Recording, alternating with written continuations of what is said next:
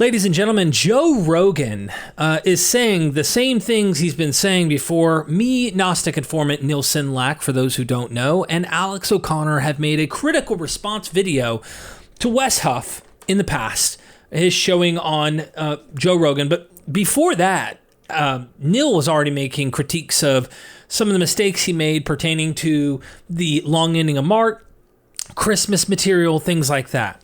So I was just surfing through social media, came across a reaction video to this video that Joe Rogan did with a U.S. Representative Anna Paulina Lunian. They go over Enoch. I thought I'd show you something, and I don't know if I'm going crazy or if he is crazy, Joe, I mean, or is there some weird thing, since Wes Huff is in his ears, Wes isn't informing Joe about? Because the way that Joe talks about the Isaiah stuff still makes me think either Wes is in his ear, but he's not giving him proper information or something. I would love to see Joe go, actually all those times I was being highly critical of the Bible, justified. There's a lot of ancient mythology stuff that didn't happen in there. Yeah. No, it sounds like he's on a fast track to fundamentalism in some way. And I hope that's not the case with such a large following that, he takes his time and gets other critical thinkers to be in his corner and to help him along the way. Fingers crossed. But let's see what he says to her. And I want to point out what I think is going on. Something even more wild than we originally thought. Here we go. They don't think that people should have access to this information or know it. Why remove a book from a Bible, right? Did Wes Huff, did he touch on that? Did he talk? So specifically, Wes Huff gets name dropped pertaining to Enoch, right? And of course, he goes on, I'll spare you some of the details, but he goes on to explain that ultimately the things that he checked the transcript on were not pertaining to Enoch, right? Let's scroll down a little bit here, as you can see my screen. Now, here we go. There was some kind of controversy that Wes Huff described. All I'm doing is checking, Command F and checking the word Wes Huff and finding where he gets mentioned in this podcast. The original podcast will be in the description. You can check it for yourself. Remember, I just looked through a transcript real quick. I didn't see you guys discussing Enoch. We're discussing Isaiah and then the Dead Sea Scrolls and stuff like that. I didn't see Enoch discussion. No, it must have been me privately talking to him about something, another video that I watched. So this means, more than just the conversation they had. There is more exchange, right? And Wes is the go-to guy. Like, he's dropping. Anyone knows about Bible? Wes Huff's our guy. Anyone who knows about the history, Wes Huff's our guy, right? So if anyone should be responsible for informing Joe on some of these things, you would hope Wes Huff would be the guy to kind of step in the midst and give a more sobering conclusion about what's going on with Isaiah, what's going on with the manuscripts, what's going on with the Masoretic text, and all the above. But when you have apologetics, it's hard to know if this is Wes Huff ill-informing Joe, if Joe is making some mistake and Wes Huff hasn't made it clear. I don't know, but let's see what happens. You'll see what I mean. The thing about what Wes Huff does that's so interesting is he really understands the history of the text, the language in which they use, the names in which they chose, and when he breaks it out, one of the things he told, does Wes Huff know the Hebrew? He told us that was the craziest, was that the book of Isaiah was exactly the same in the Dead Sea Scrolls as it was 1,000 years later. So that the book of Isaiah that was found, this is still happening. So me and Alex, when we made our criticisms, Ruslan came on, come on, man, chill out. He didn't mean literally, bro. Come on, bro. And everyone was all tripping out about it, right? Listen to what Joe Rogan is still saying today, the peddling of the same will that keeps happening. Watch. Isaiah was exactly the same in the Dead Sea Scrolls as it was 1,000 years later. They found one that was 1,000 years older, and it was direct. It was word for word, verbatim. I'm like, he's still saying it. Direct, word for word, verbatim, exactly the same. Like, you'd think he would have known, and it's kind of odd to me. It's unfortunate that someone with Alex O'Connor's reach, he has a much broader, larger audience, didn't hit the ankles of someone like Joe Rogan, and he did not notice this. He did not see the exchange, I guess, or care to actually look into it and study and understand that, a word for word? Nah, let's not say word for word. Let's say it's very similar, but it gets weirder. Listen carefully. I'm going to go back and play this again, but I really want you to understand why this is so weird. Watch. Really understands like the history of the text, the language in which they use, the names in which they chose. And when he breaks it out, one of the things he told us that was the craziest was that the book of Isaiah was exactly the same in the Dead Sea Scrolls as it was 1,000 years later. They found one that was 1,000 years older, and it was direct. It was word for word, verbatim. I'm like, that's bananas. 1,000-year-old story that's exactly the same, written, that they didn't know there was a version of it 1,000 years ago, and then they find it in these caves. It's confirmed. I could be mistaken about this interpretation that I'm about to take, but part of me wonders if Joe Rogan thinks that they found or had this story 1,000 years later without any continuity of scribal tradition. It sounds like a miracle. Qumran, in text. It's nuts. It's really weird. I mean, really, really weird stuff. And the fact that So it's so really weird that they found this ancient text. Now, hear me out. I'm not trying to be sarcastic here. Okay, it is clearly an amazing discovery to find out that, man, these scrolls go back all the way back here. Dead Sea Scroll discoveries. We've found so much interesting stuff out.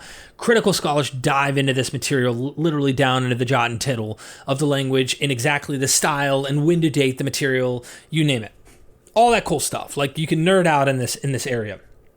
But it sounds like Joe believes that this story, the Isaiah scroll, this material just somehow miraculously ended up being the identical same material from 1,000 years later, and they just found it out of nowhere. And it's so weird. They found this story 1,000 years before when we first supposedly had this material. I don't know what narrative is going in through his mind to make him think this way, if my interpretation is correct. I'm just really curious, because does he not realize that the goal, they had a scribal religious tradition that was all about preserving consistently materials from an older period? By the way, Isaiah from the Dead Sea Scrolls and Isaiah in the Masoretic text that was preserved is not identical word for word the same. It's just not. Literally, let's use our language properly, okay? It's very similar. There's a lot of overlap, a lot, like mostly, like 95%-ish from what I last remember, okay? If I'm wrong about that number, correct me. I'm okay with it. It's cool with me. No problem. I'm not telling millions of people, bullshit, okay? I want to give you facts. They had a preserved tradition. Guess who else had a preserved tradition? Unfortunately, it was oral, meaning they only told it vocally instead of written. The Vedic traditions of the East. You've got Vedic traditions probably going back to 1500 BCE, the same ones orally transmitted. I wish it was written, just so we could find some ancient Vedic writing to sit here and go, oh, whoa, it's divine. Look at the Quran. They preserve it word for word, the best they can, as early as possible, all the way till modern period. Now, apologists will say it's identical to everything. We have like a palimpsest manuscript that shows, I think it's I can't remember the name of it starts with an S, but there's a palimpsest that shows a differing earlier potential version of the Quran, and it's not identical word for word. But guess who would notice that? Wes Huff. Wes Huff would be the first person to point out that the palimpsest falsifies the original word-for-word identical Quran. Like, he'd be quick to be critical of the Quran. When it comes to the tradition of Bible, it's like Jordan Peterson. Something else turns off and a whole nother magical thinking happens. And just being real with you, being honest. So, does Joe Rogan know the Vedic traditions had this? Does Joe Rogan know that In the Ahura Mazda and Zoroastrianism, like they had golden tablets that were literally preserved on the Avesta. The Avesta is supposedly the words of God that are literally on the tablets in heaven that are given to Ahura Mazda or Zoroaster by Ahura Mazda. And like there is a deep don't change it jot and tittle kind of thing. Ben Sura, the Jewish scribe, was literally saying this stuff back 2nd, 3rd century BCE, already saying, hey, look, we keep this tradition. I think it's in the it's the somewhere in the mid 150s BCE era. Ben Sura literally is like saying, we preserve this stuff. This is what we've been handed down. Now, they didn't have a canon yet, but remember now, they're just talking about the book of Isaiah. So with one book, Isaiah, wow, a miracle that you find this later? I really want you to think with me for a second. Is Joe Rogan aware of that scribal tradition?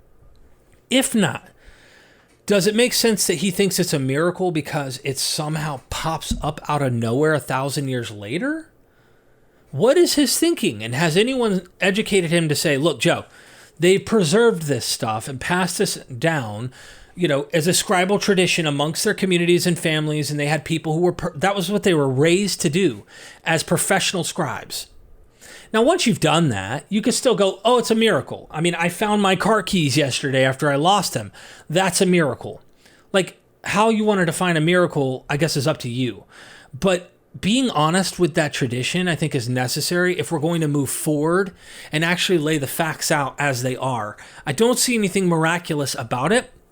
I do see something amazing about the fact that that tradition has gone on for so long, but it's a very human tradition with very human origins, and everything about it appears to be human.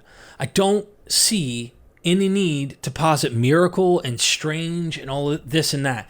The rep actually goes on, this Anna lady in this video with Joe, talks about when we discovered the Dead Sea Scrolls, it like confirmed the Bible's truth. I guess I've just been reading nothing but bullshit all these years. Like what am I doing? Get rid of all this stuff. No, but like it doesn't confirm anything. It doesn't confirm anything other than a long tradition of people who value these texts as sacred. And that is important to them. And it's important to history that we discovered this material where humans have developed these things and learned these things, but it does not vindicate the Bible. I just think it just feels a bit dishonest. And with someone who's literally the Bible answer man in Joe Rogan's ear, I would hope that he would do a good job of not allowing lies in the mouth of the Bible to be spread so much. Let's be more nuanced, especially when we want to be very technical and be accurate about this information, as Wes Huff seems to want to portray. And I'm not saying he isn't smart. I'm guaranteeing you he's got some stuff he's pretty smart on. At the end of the day, though, you can see when the salesman kicks in versus when the academic mind is attempting to make, jabs at something or make assessments about material. So at the end of the day, I don't know what to make of Joe Rogan, but if I was in texting correspondence with Joe, I'd say, Joe, check this out, man.